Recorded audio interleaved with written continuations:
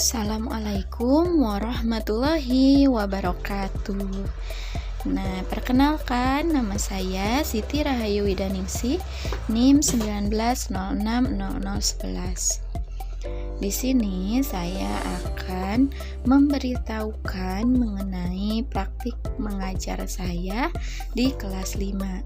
Ini adalah pemberitahuan kepada siswa dan orang tua bahwa saya sedang melaksanakan PPL. Saya mengajar di kelas 5. Kemudian ini adalah pemberian jadwal PJJ karena kebetulan di sekolah saya masih melaksanakan pembelajaran daring, jadi jadwalnya juga merupakan pembelajaran jarak jauh. Setelah memberikan jadwal, kemudian saya melakukan pendahuluan. Anak-anak hebat kelas 5, sebelum memulai kegiatan pembelajaran hari ini, alangkah baiknya kita berdoa terlebih dahulu supaya kita diberikan kemudahan dalam memahami materi hari ini. Mari kita berdoa bersama-sama. Bismillahirrahmanirrahim. Rabbi zidni ilma warzuqni fahma birahmatika ya arhamar rahimin. Amin. Setelah selesai berdoa, kemudian saya memberikan share mengenai pengisian daftar hadir. Jadi di kelas 5 itu guru pamong saya memberitahukan bahwa daftar hadir diisi oleh masing-masing siswa seperti yang ditampilkan berikut ini.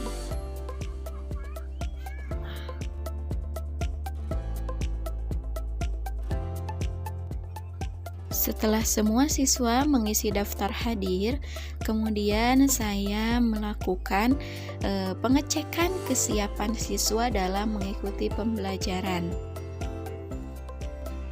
Setelah selesai berdoa, Ibu ingin mengetahui kesiapan belajar anak-anak hebat kelas 5. Caranya, coba di voice note-kan bahwa kalian siap belajar. Contohnya, saya Dayu siap belajar.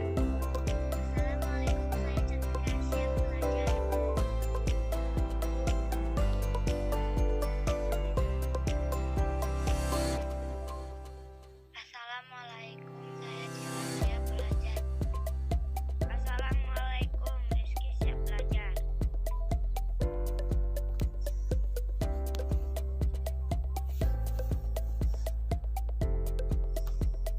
Assalamualaikum, saya Zahra siap belajar. Assalamualaikum, Bu. Fudi siap, Bu.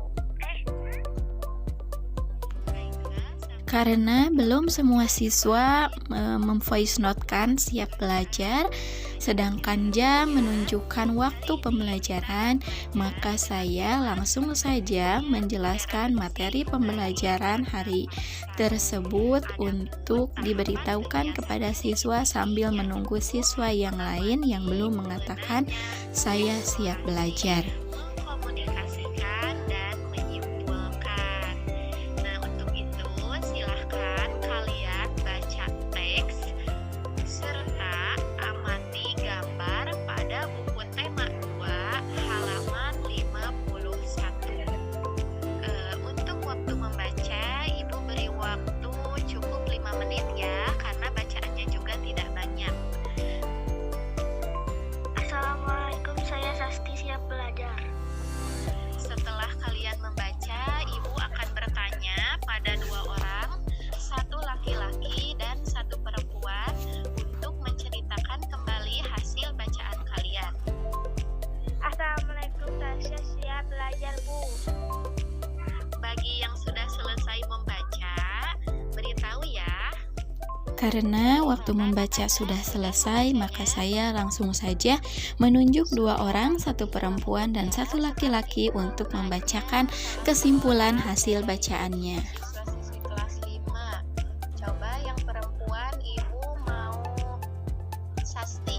Coba Sasti ceritakan apa yang telah Sasti baca pada buku tema halaman 51. Dayu batuk-batuk saat menghirup udara bercampur asap kendaraan bermotor.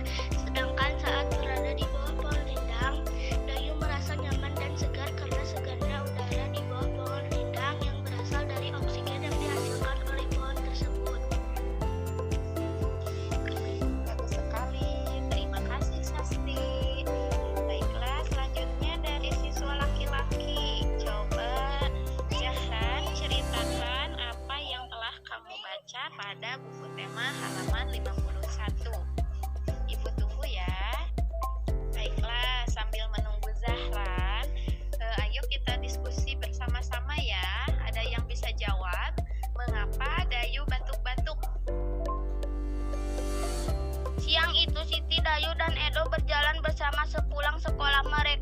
berjalan sepanjang tepi jalan raya. Tiba-tiba sebuah mobil melewati mereka. Mobil itu mengeluarkan asap tebal dan hitam. Udara di sekitarnya pun langsung berwarna kelabu. Dayu jadi terbatuk-batuk.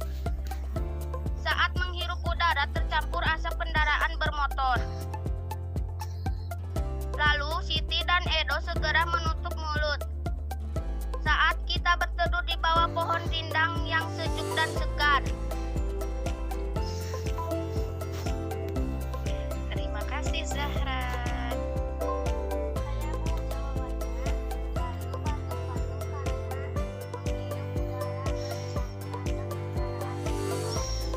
Ya, betul sekali. Siapa lagi yang bisa jawab?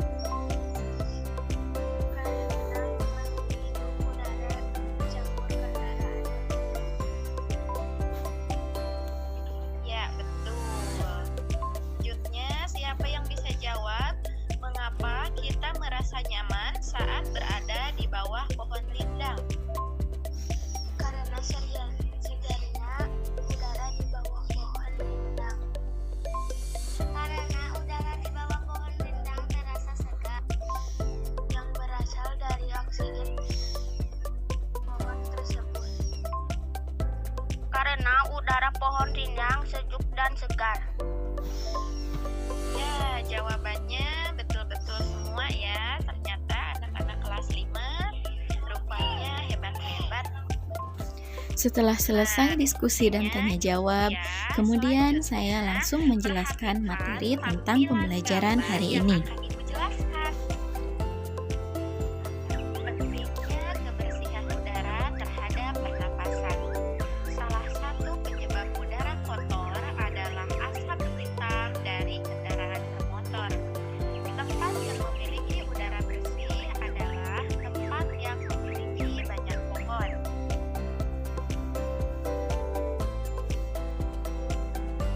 Nah, faktor penyebab gangguan pernapasan. Kita memerlukan udara bersih untuk bernapas. Kita akan mengalami gangguan pernapasan jika menghirup udara yang kotor. Selain udara kotor, gangguan pernapasan juga bisa disebabkan faktor lain. Mari kita simak beberapa faktor yang menyebabkan gangguan pernapasan.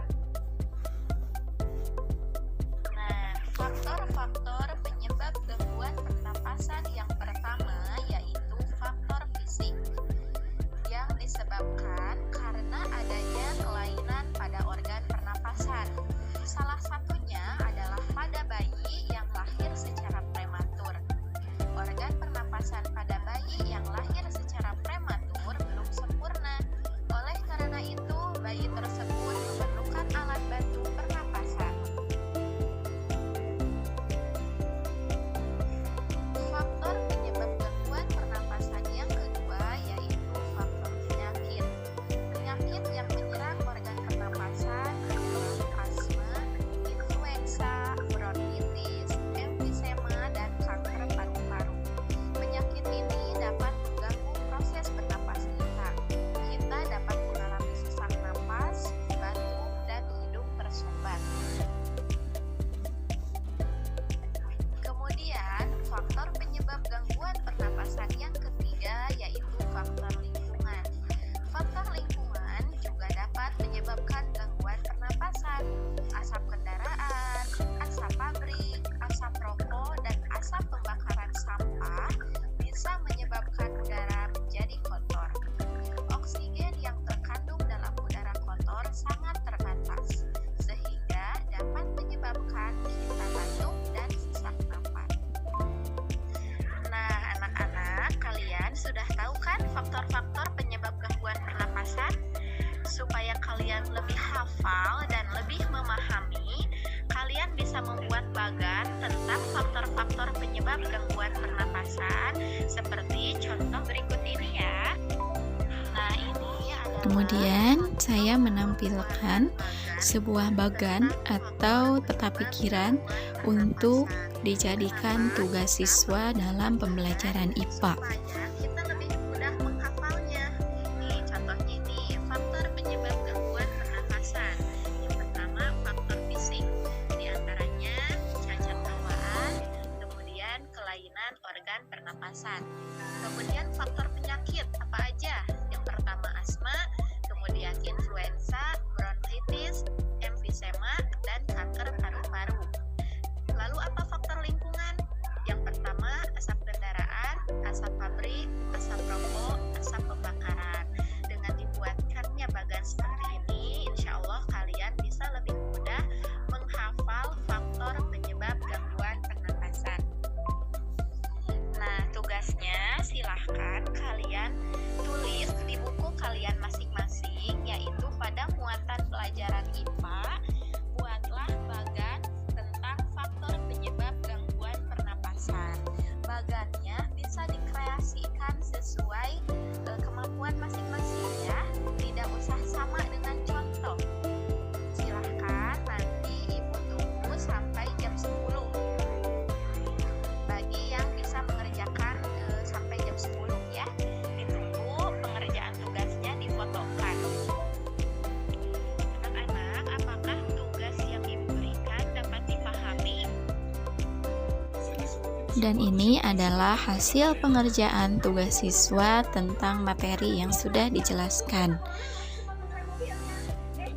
Tugasnya difoto dan dikirim melalui WA Group, yaitu membuat peta pikiran sesuai kreativitas masing-masing siswa.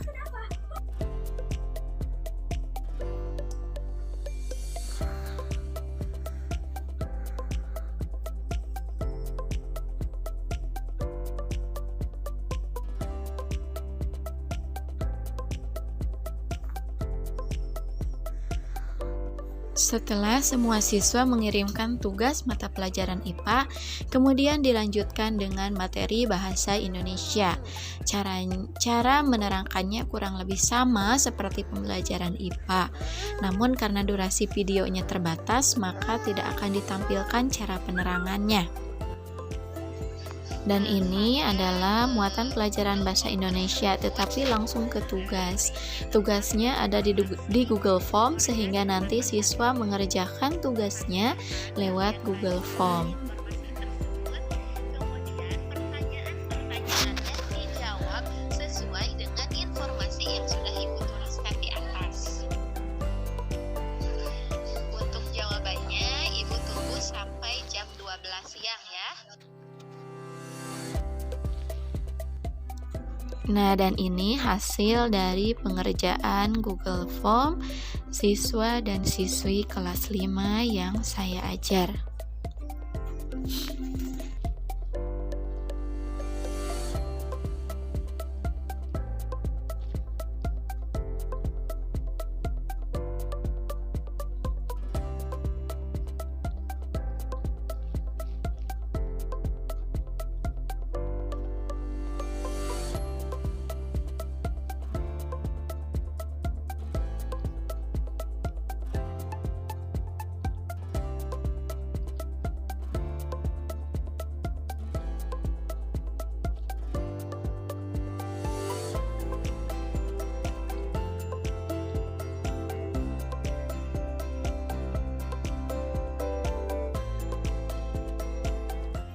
Setelah siswa mengirimkan tugasnya, kemudian saya melakukan refleksi dalam kegiatan pembelajaran yang dilakukan pada hari tersebut, yaitu hari Senin. Kemudian setelah saya melakukan refleksi dan mengevaluasi hasil tugas siswa, kemudian saya menutup pembelajaran. Demikianlah tugas mengajar saya dalam program kegiatan PPL. Terima kasih. Wassalamualaikum warahmatullahi wabarakatuh.